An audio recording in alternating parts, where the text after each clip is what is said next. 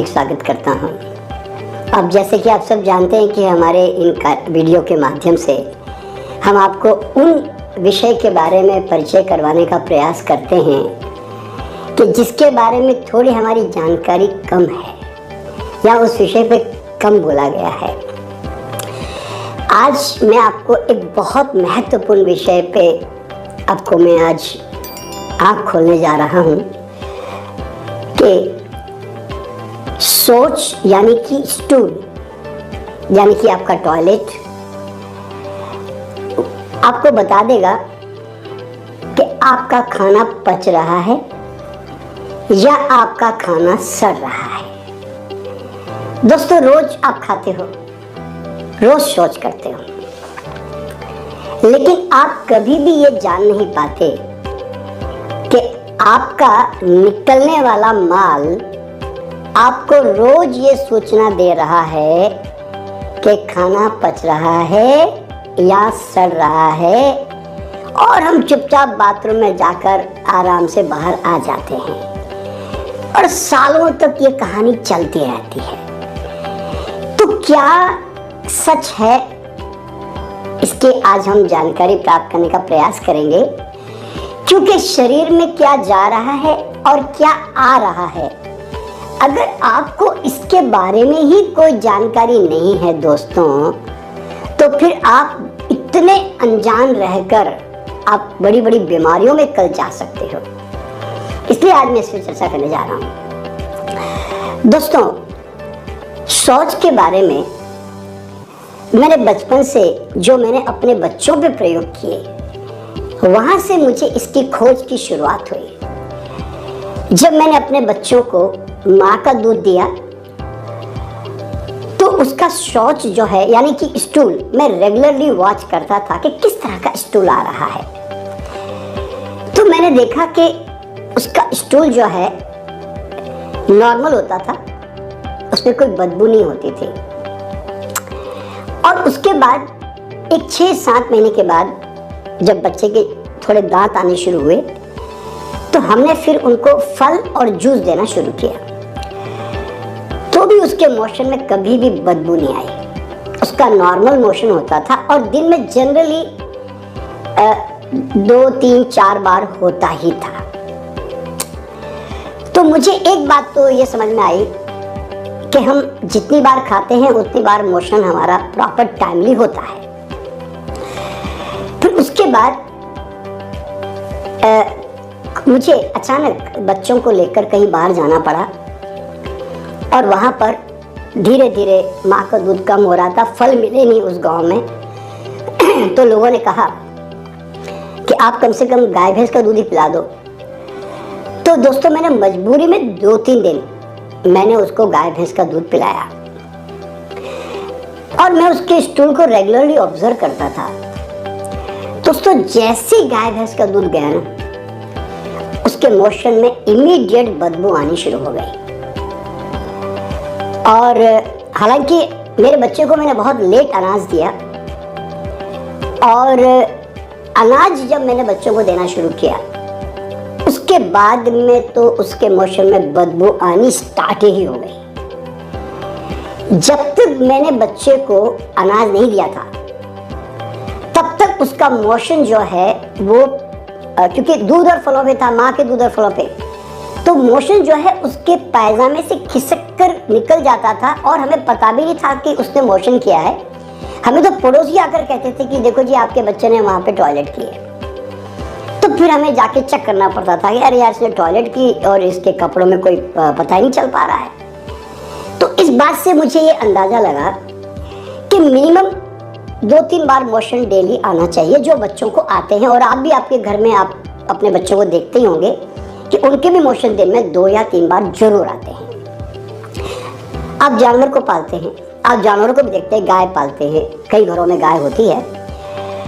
आप बकरी को देखते हैं, घोड़े को देखते हैं, जितने भी प्राणी को देखते हैं, ये सब दिन में मिनिमम 2-3-4 बार मोशन करते ही हैं। लेकिन आपने एक बात नोट की कि जैसे जैसे समय गुजरता जाता है, आप बड़े होते चले जाते हो, तो आपका मोशन जो है वो एक तक सीमित रह जाता है। जनरली अधिकतर लोगों के साथ, मैक्सिमम लोगों का एक ही बार दिन में सुबह सुबह करते, उसके बाद तो फिर मोशन का उनके दिमाग में आता भी नहीं। हाँ, कोई पेट खराब हो गया, कोई डायरिया या कोई दस्ते लग जाए तो बात अलग, वरना नहीं तो एक ही बार जाते हैं। हालांकि शौच का नियम यह है कि जितनी बार खाओ उतनी बार जाना चाहिए। तो अब ये सारे लोग तो खैर इसमें शायद मुश्किल से कुछ लोग होंगे ऐसा जो 2 बार जाते होंगे प्रॉपर। दोस्तों मैं तो रेगुलरली 2 बार बराबर जाता हूँ और बिल्कुल परफेक्ट बंधा हुआ मोशन होता है। अब मैं ये चर्चा करने जा रहा हूँ कि हमारा मोशन कैसे होना चाहिए, मोशन का सिद्धांत क्या है।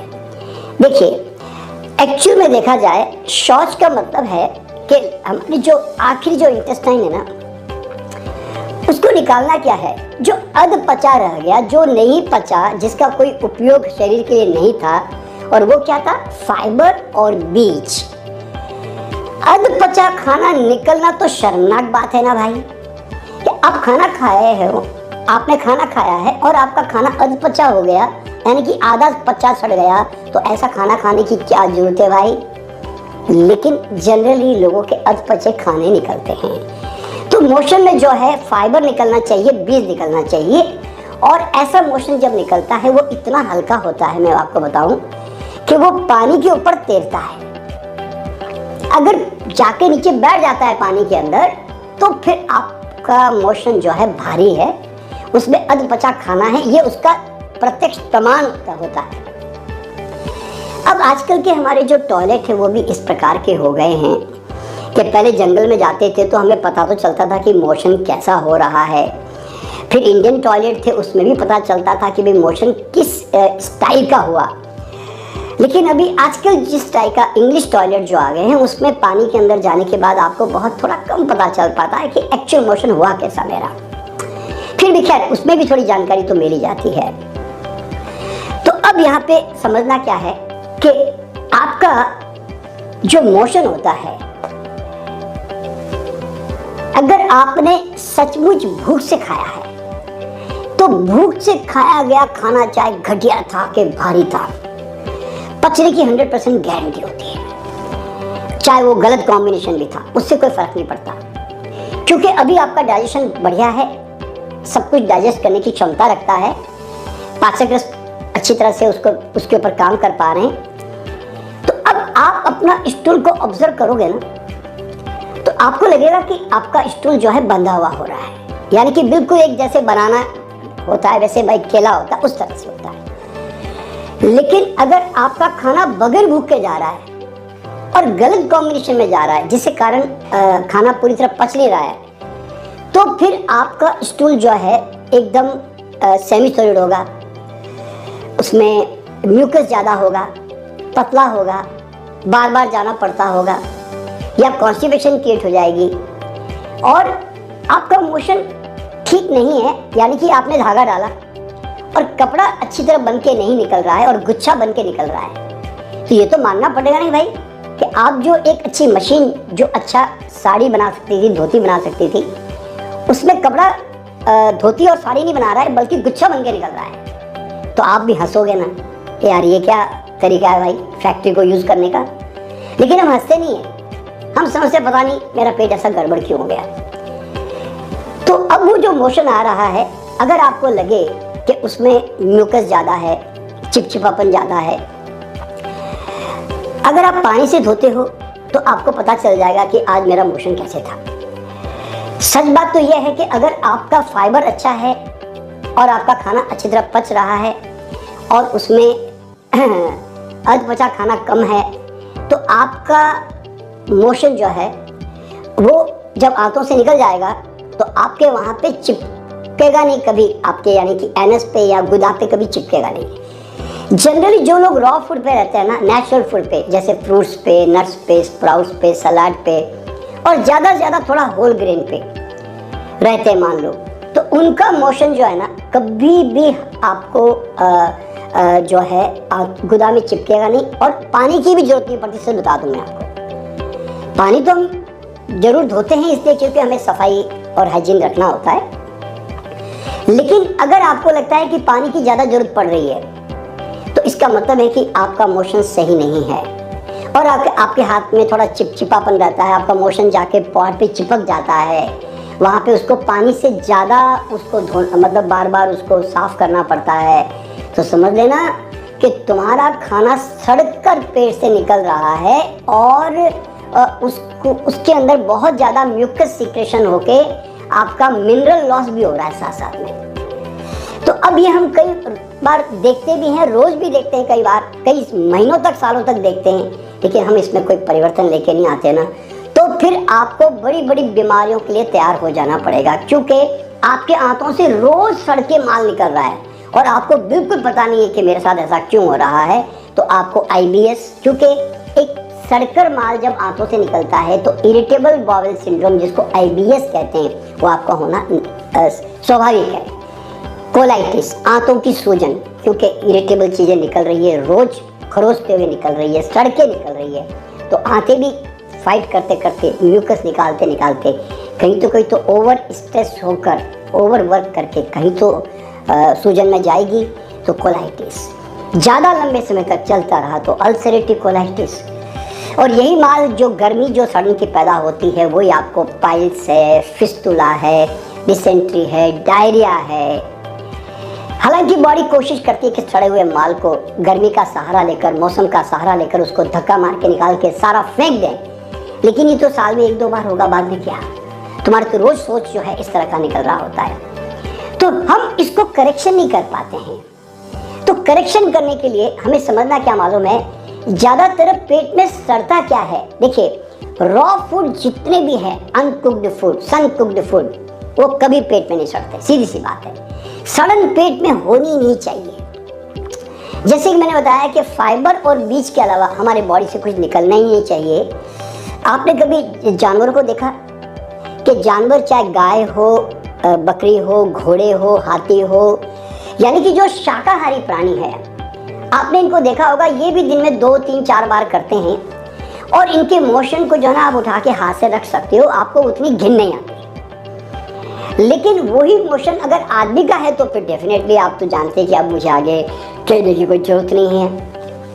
हाँ, एक बात आपने नोट की होगी कि मांसाहारी जो प्राणी होते हैं, जैसे शेर है, बिल्ली है, कुत्ते हैं या और भी जो जानवर होते हैं, उनके मोशन में भयंकर बदबू होती है। तो अब यहाँ पे आपको समझना क्या मालूम है कि सबसे ज्यादा भयंकर बदबू अगर होगी ना, वो होगी मांसाहारी जो प्राणी होते हैं, जैसे नॉनवेज खाते हैं, फिश खाते हैं, अंडा खाते हैं, चिकन खाते हैं, इन लोगों के मोशन में ज़्यादा प्रॉब्लम होगी, क्योंकि सबसे ज़्यादा पेट में अगर कोई चीज़ सड़ती है तो वो है हाई प्रोटीन डाइट। और शाकाहारियों में हाई प्रोटीन डाइट क्या सड़ती है, आप अगर बहुत सोयाबीन खा रहे हो, बेसन खा रहे हो, छोले खा रहे हो, राजमा खा रहे हो, दालें खा रहे हो, तो ये तो या रोस्टेड काजू मूंगफली खा रहे हो, तो इनके कारण जो हाई प्रोटीन जो पेट में जा रहा है ना, और अगर आपने ज़्यादा खाया है तो आपके पेट में सबसे ज़्यादा गैस भी यही करेगा और सड़न भी यही पैदा करेगा, तो उसके कारण आपके मोशन में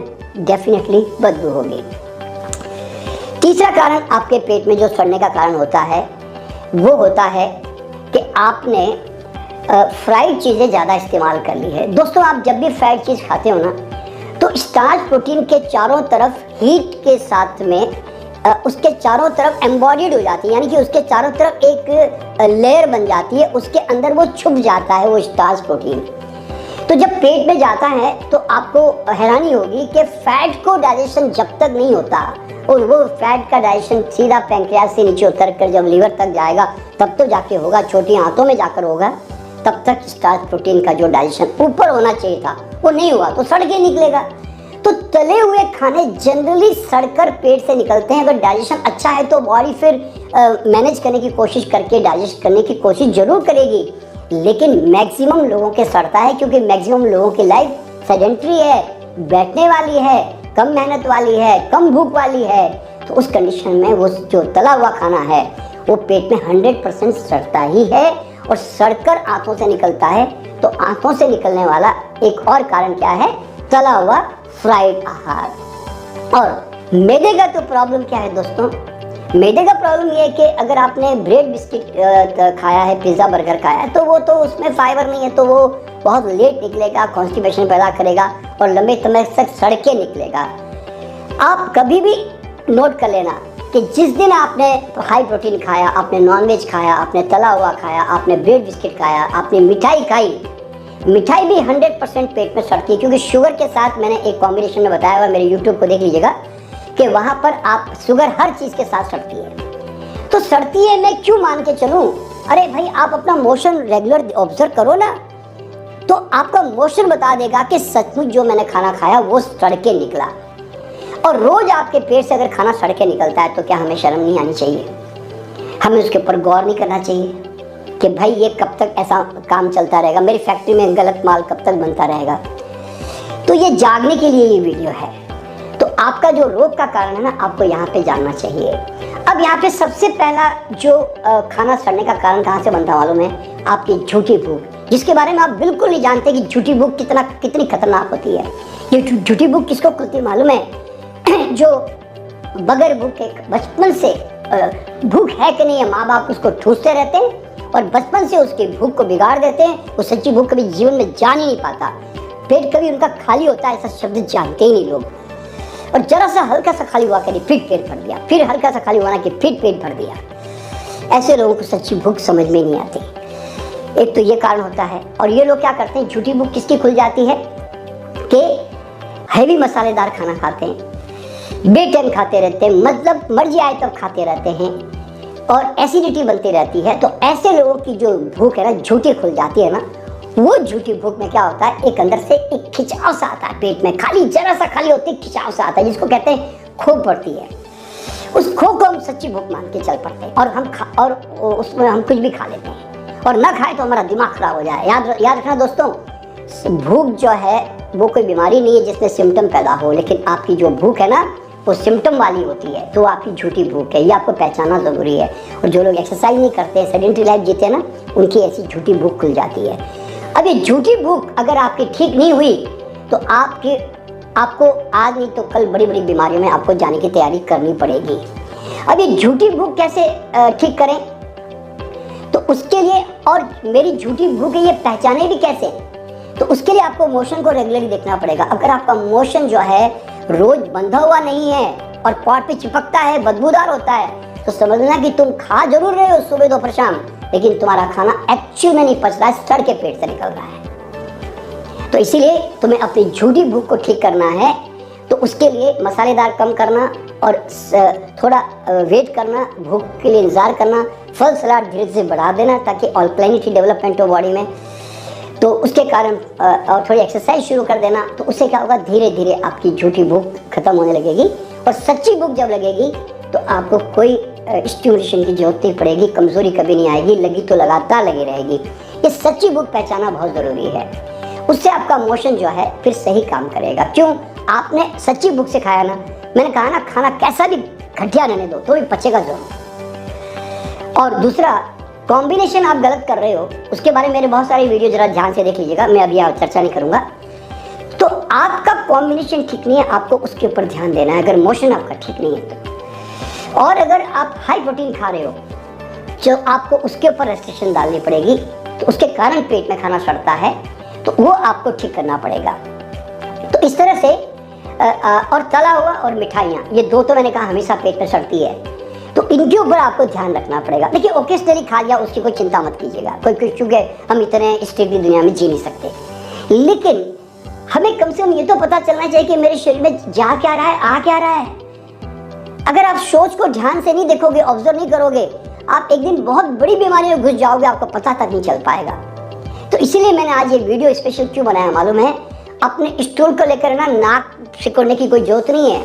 आपका रोज स्टूल बता रहा है कि आप कहाँ पर हो, आपका पाचन कैसे हो रहा है, सड़ रहा है कि पच रहा है, इसलिए इसके ऊपर ध्यान देना बहुत जरूरी है। दोस्तों, ये बड़ी अजीब सी समझने की बात है कि डॉक्टर सारी रिसर्च कर रहे हैं, लेकिन ह्यूमन स्टूल कैसा आ रहा है इसके ऊपर कोई रिसर्च नहीं है। आप जनरली अपना कोई भी अगर आप स्टूल टेस्ट कराओगे ना, उसमें अनडाइजेस्टेड स्टार्चेस जो हैं वो 100% मिलते ही हैं, और वो किसके कारण है? वो है आपके रोटी दाल अनाज के कारण। दोस्तों, स्टार्च पेट में गया और अनडाइजेस्टेड होके आया, ये हमारे लिए बहुत शर्मनाक बात है कि रोज हमारी मशीन में इस तरह की गड़बड़ हो रही है और हम उसको नॉर्मल मान के चलते हैं, और डॉक्टर भी इसके ऊपर कोई ज़्यादा आपको मतलब कोई सजेशन देंगे भी नहीं। और स्टूल के ऊपर रिसर्च भी बहुत कम है। मैंने बिहार पूर्णिया या फिर दरभंगा, पता नहीं, मुझे याद नहीं है, जब मैं आज से 30-40 साल पहले की बात थी, मैंने एक डॉक्टर के बारे में सुना था जो प्राकृतिक चिकित्सक था। वो रेगुलरली रोज अपने हॉस्पिटल में मरीज को बोलता था अपना स्टूल अपने एक बर्तन में लेकर मेरे सामने रोज लेकर आओ, और मैं देख के आपको बताऊंगा कि आपको खाना क्या खाना चाहिए और क्या नहीं खाना चाहिए। वो रोज स्टूल देखकर उसका खाना जो है ना चेंज करता था।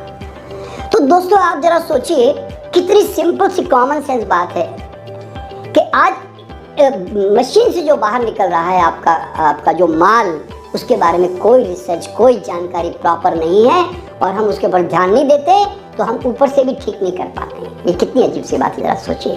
तो दोस्तों हमारा जो मोशन है ना, अगर भूख से गया और कॉम्बिनेशन सही है, आपका स्टूल बंधा हुआ होगा और 10 सेकंड के अंदर होगा, और मैंने बताया ना जितनी बार खाओ उतनी बार जाओ, उतनी बार आपका मोशन होगा, बता रहा हूँ मैं। ये बात आपको समझना बहुत ज़रूरी है। अगर आपको ज़्यादा लंबा समय लग रहा है ना, तो समझ लेना कि आप कुछ खाने में गड़बड़ कर रहे हो।